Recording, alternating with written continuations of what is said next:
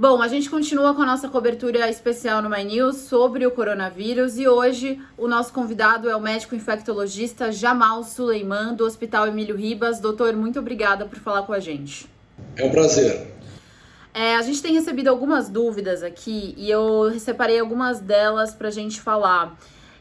A primeira que eu queria te passar, doutor, é do Gabriel. Ele fala se existe uma previsão das coisas normalizarem e com relação ao Brasil, qual é o número esperado de mortes? E aí eu queria emendar uma pergunta que é a seguinte: tem muita gente falando que a curva de infectados no Brasil tá parecida com a Itália. Isso já dá para a gente saber ou não? Vou começar pela última pergunta. Ainda não dá para saber. Tá. A curva de infectados e de doentes aqui no Brasil, a gente ainda não a tem. Tá. A segunda, em relação ao número de óbitos, também não sabemos como vai ser a evolução. Cada país, cada cidade tem uma estrutura de saúde e agora essa estrutura de saúde ela está extremamente tensionada. Vai depender de como as coisas caminharem. E a primeira pergunta, nós não temos o prazo. O que a gente sabe é que, a continuar nessa ascensão, daqui 2 a 3 meses, nós estaremos numa situação pior do que a de hoje. Quanto tempo isso vai durar? Isso depende das medidas que estão sendo tomadas. Na cidade de São Paulo, por exemplo, já está decretada uma quarentena. Todas as estratégias que foram desenhadas conduzem a uma situação de quarentena. O que é quarentena? A pessoa fica dentro de casa para evitar que ela se exponha ao agente em vários ambientes. Por isso ela tem que ficar dentro de casa. Ficar dentro de casa exclui parques, academias, andar pelo quarteirão, é ficar dentro de casa. De novo aqui, eu acho que é importante lembrar que ficar dentro de casa não é trazer todos os seus amigos para dentro dela e fazer um churrasco e depois eles vão embora. Ótimo. É um grande momento para você, de fato, seguir essas recomendações, porque com isso, o que a gente consegue fazer? Diminui a taxa de infecção entre os vulneráveis, que somos todos nós, vulneráveis à infecção. E dentro desse contingente, você tem pessoas que são muito mais vulneráveis e que podem evoluir de maneira desfavorável. Certo. Aí eu já até vou responder aqui a pergunta das pessoas que nos assiste. O Tiago Gorra perguntou se pequenas visitas e reuniões podem ser feitas, então tá respondido, não podem, não devem ser feitas. Agora, doutor, eu queria aproveitar para te perguntar o seguinte: você acredita que as medidas que estão sendo tomadas, não só em São Paulo, mas também no resto do Brasil, elas estão sendo condizentes com a gravidade da situação, ou elas estão sendo eficientes, na sua opinião? As medidas, sim. Não adianta você tomar medida quando você não tem participação do público ao qual essa medida se destina. Esse é o ponto principal. Agora de manhã, vendo o noticiário, eu me deparei com situações em que a gente vai ter que enfrentar que as pessoas sabem da gravidade, entendem a gravidade, mas não seguem a recomendação da autoridade sanitária. Eu vi, por exemplo, numa cidade litorânea aqui de Santa Catarina, um monte de gente na praia. Não dá para entender. Não há recomendação de você ficar em ambientes abertos. O ambiente aberto, ele dificulta a transmissão do vírus. Ocorre que no ambiente aberto, você interage com pessoas. Você não é um ser eremita. Você fala com um, fala com o outro, compra produtos. Então, não é isso. Isso não é quarentena. As pessoas têm que entender que nós estamos vivendo um momento inédito. Inédito, difícil, e que todos nós temos que participar. Não é uma maioria participa. Somos todos. Aqui nós não estamos falando de maioria, aqui nós estamos falando de todos. E por que é importante todos? Que todos participem? Porque nós não podemos deixar ninguém para trás. O que significa isso? A gente precisa cuidar daqueles que vão necessitar dos nossos cuidados, e serão muitos e graves, e para que a gente possa focar nisso, nós não podemos ter infecção circulando no ambiente. Essa equação é simples. Sim. Só depende da gente. Perfeito. Agora eu vou também emendar aqui duas perguntas. Aproveitando que o senhor citou as praias, o Diego Brito perguntou se há uma constatação de que o clima mais quente altera a propagação do vírus. Falou-se muito disso quando o vírus estava na China, principalmente. Eu queria saber se isso já foi constatado. E a Júlia pergunta se os voos nacionais ainda podem ser feitos. Em relação à primeira pergunta, a questão do tempo, a gente começou com essa epidemia na segunda quinzena de dezembro. Nós estamos em março. O conhecimento ele vai sendo construído tijolo a tijolo. Nós usamos modelo de outras doenças que têm a forma de transmissão igual a deste coronavírus, cujo nome chama-se SARS-CoV-2. A doença causada por esse vírus chama-se Covid-19. Isto posto, o que acontece? Quando a epidemia começa na China, ela começa no inverno. O hemisfério norte estava no inverno.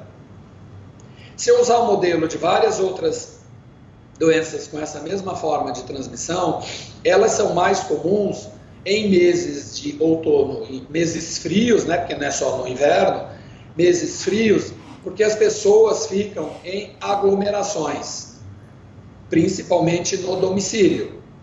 Então, se eu tiver uma pessoa que circula em ambiente onde tem pessoas infectadas, eu pego essa infecção e levo para casa. Isso é um fato. Só que é a primeira vez na história que esse vírus infecta pessoas. Usando aquele modelo que eu disse antes, a gente imaginava que talvez fosse diferente. Ocorre que a epidemia chega aqui e tem uma curva ascendente. A questão do tempo, neste momento, ela é irrelevante. Não faz a menor diferença ficar pensando se o tempo impacta ou não impacta. Porque nós não temos tempo, nós precisamos ficar em casa. Perfeito. Sobre os voos nacionais, quem precisa viajar, por exemplo, ainda dá para fazer ou tem que cancelar? Se você não tem nenhuma emergência para fazer no lugar para onde você está indo, cancela. Algumas cidades e o estado do Rio ontem decretou um bloqueio aéreo. Sim. Provavelmente isso vai acontecer numa cascata. Na verdade, não é um bloqueio aéreo, é um bloqueio de transporte, porque é uma estratégia de quarentena. Eu queria lembrar aqui que todos nós temos problemas. Cada um de nós tem uma especificidade. Não é disso que nós estamos falando. Nós estamos falando que a gente tem uma emergência em saúde pública, que tem um impacto econômico brutal, que só tem uma alternativa para a gente sair disso: reduzir rapidamente a taxa de infecção. Perfeito. Para ontem. Essas atitudes que a gente está tomando, elas vão, e é assim mesmo nessas histórias, elas são tomadas depois que o evento já aconteceu. Esse depois pode ser um dia depois, mas o evento já aconteceu, por isso eu tomo uma decisão.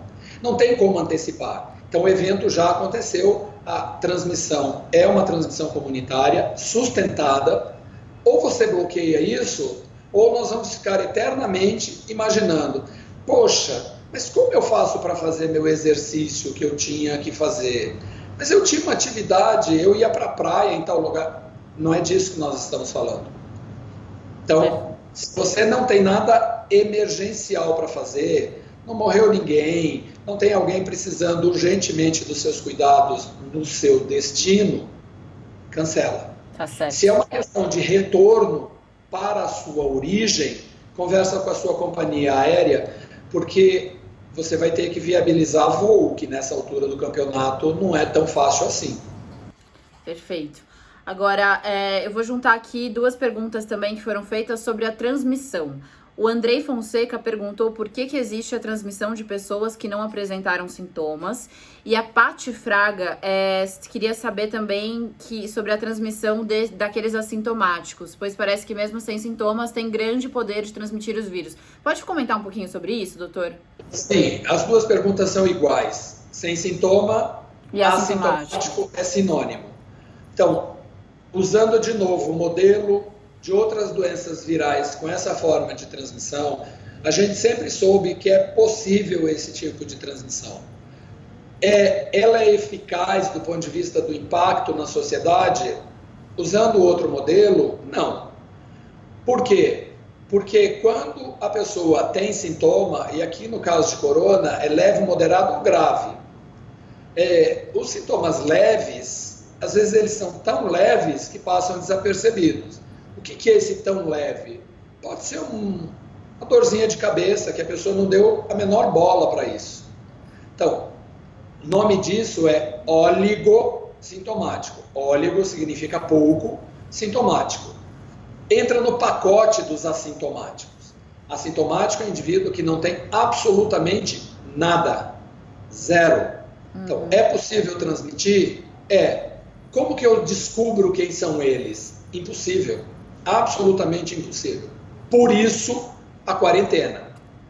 Porque a gente também não tem tempo de mensurar isso. As pessoas que têm sintomas, em tese, elas têm muito mais vírus viáveis, capazes de infectar outras pessoas.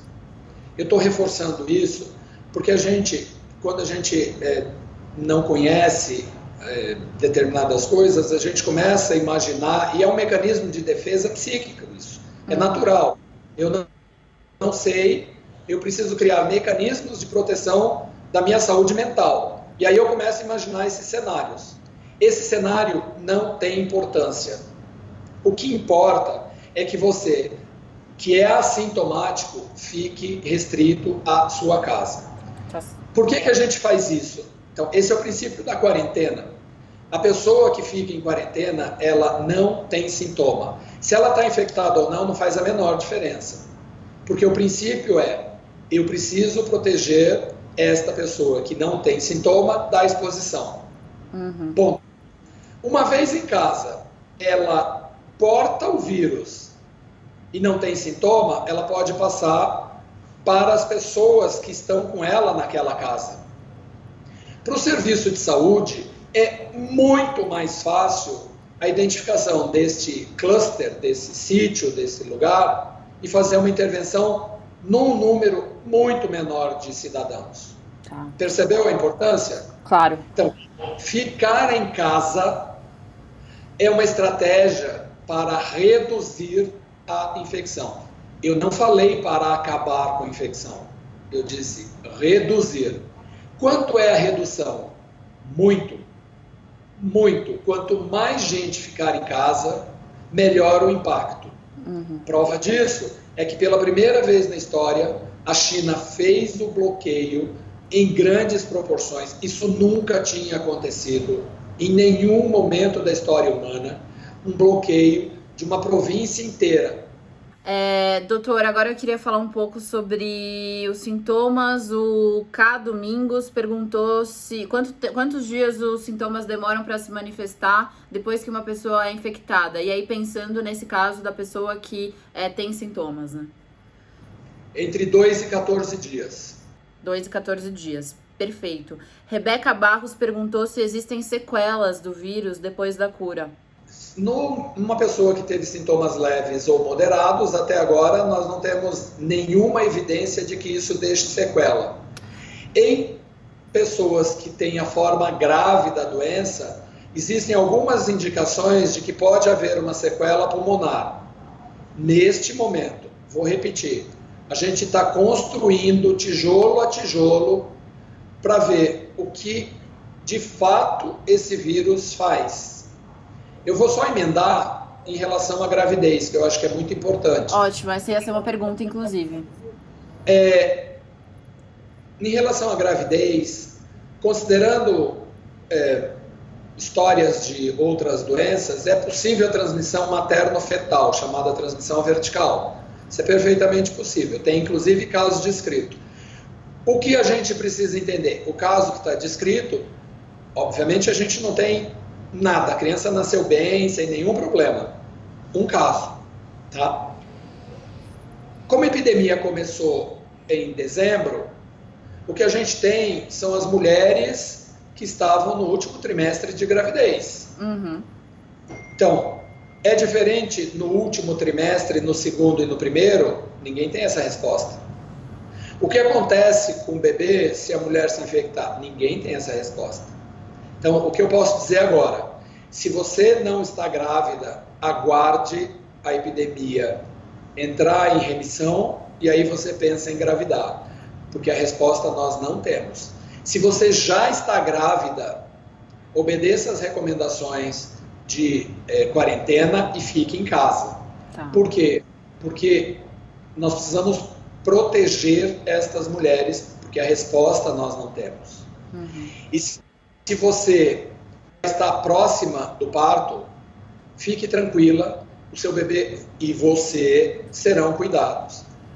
E serão muito bem cuidados se as pessoas que tiverem sintomas leves ou moderados ficarem nas suas residências, para que a gente possa cuidar das pessoas graves que têm corona e das pessoas que estão vindo ao mundo na epidemia de corona. Doutor, como tem sido a rotina dos médicos e profissionais de saúde em meio a essa pandemia? O profissional médico, o enfermeiro, o técnico, a faxineira dos hospitais são todos humanos. E como os humanos estão muito apreensivos. Por quê? Porque eles são população de alto risco. Não é nenhuma novidade o desmonte do SUS, que todo mundo uma boa parcela da população desqualifica. E que é o que vai segurar este momento. E vai segurar com todas as suas forças. Então, o estresse é imenso, como você pode imaginar. Porque as mesmas perguntas que vocês estão fazendo, muitos de nós fazemos. Muitos não têm tempo de ficar lendo, porque estão na linha de frente. Então, o estresse é muito grande. No entanto, eu costumo dizer que a gente precisa estar atento e forte. A gente nem tem tempo de temer a morte, tá? Porque nesse momento eu acho que só a arte nos salva. Tá certo. E a solidariedade também, né? Sim, acolhimento todo mundo gosta, todo mundo precisa. Essas manifestações que foram feitas ontem, elas são muito inspiradoras. Diminuem essa tensão, claro, não há dúvida de que diminui muito essa tensão. Então, precisa continuar isso. E precisa que os gestores da saúde façam a mesma coisa que o mundo está fazendo em relação ao apoio. Ainda está difícil isso. Uhum. Tá certo, doutor. Mais alguma recomendação que você acredita que seja necessária para a gente fechar aqui? A minha recomendação é: ouçam as autoridades sanitárias. Ouçam as autoridades sanitárias.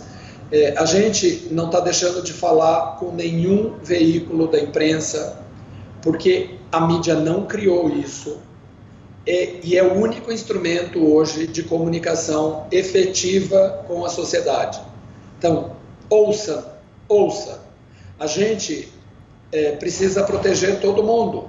Então, nós vamos continuar falando de manhã, de tarde, de noite. Eu falei ontem numa emissora de televisão, nós saímos de casa sem ter certeza se vamos voltar. Isso é verdade. Nós não temos a menor ideia se a gente volta para casa. E volta em todos os sentidos. Porque nós estamos expostos e vamos continuar estando expostos e vamos atender. E a demanda é muito grande. Então, ouça-nos. A gente está aqui para ajudar. Somos todos parceiros. Perfeito. Doutor, muito obrigada, não só pelo seu tempo aqui com a gente, mas também pelo trabalho que vocês todos aí, profissionais de saúde, que estão dando apoio aos profissionais de saúde, estão fazendo. Lembro para quem está nos assistindo que o canal está aberto, mandem suas dúvidas e a gente vai tentando respondê-las conforme elas chegam. Obrigada, doutor, bom trabalho. Obrigado, bom trabalho para vocês também. Contem conosco.